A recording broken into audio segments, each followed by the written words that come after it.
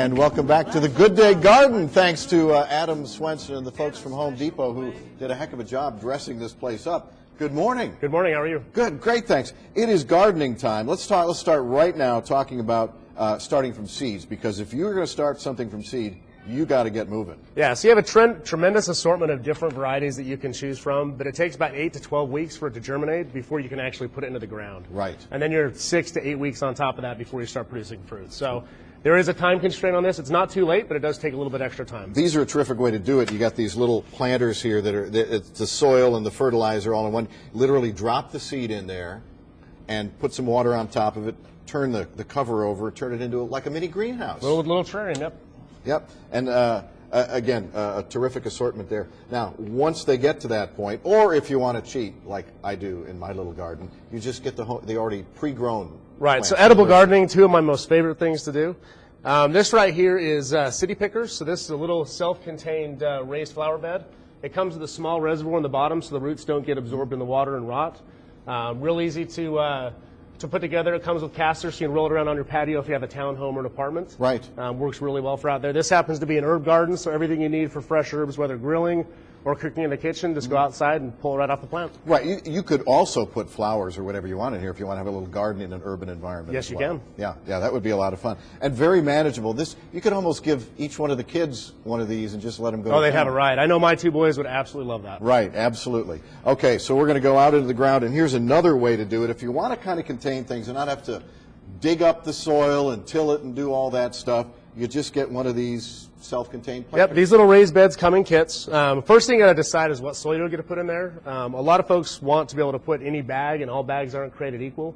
When dealing with gardening, you want to make sure you use a gardening soil for the raised beds versus containers where you use the potting soil. Okay, so we've got a couple of different choices here, and some of them contain the fertilizer. Some of them also contain something that retains moisture in the soil. Right. The biggest difference really is with the potting soil, it's got vermiculite and a lot of peat in there, so it adds for drainage and helps the plant not to be too moist. Right, okay. And then when you're going through the year, you want to continue to fertilize because the fertilizer eventually kind of wears out. Yeah, about once a week you're going to want to add a topical fertilizer to it. Okay.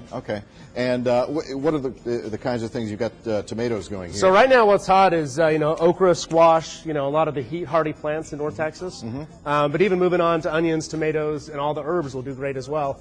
With Bonnie, they've actually got this biodegradable pot. It's a little peat pot where all you really need to do is take off the wrapper. You peel off the bottom section of it right here.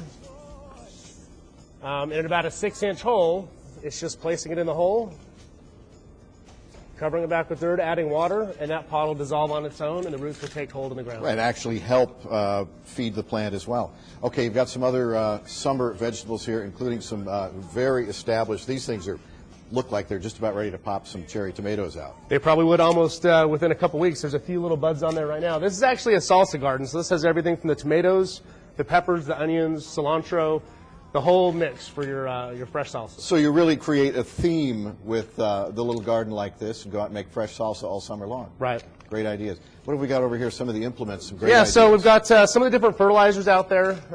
Both these are by Miracle Grow on the back side here. An all-purpose and one that's just for vegetables, which has a little more calcium, so it helps the plant grow a little better.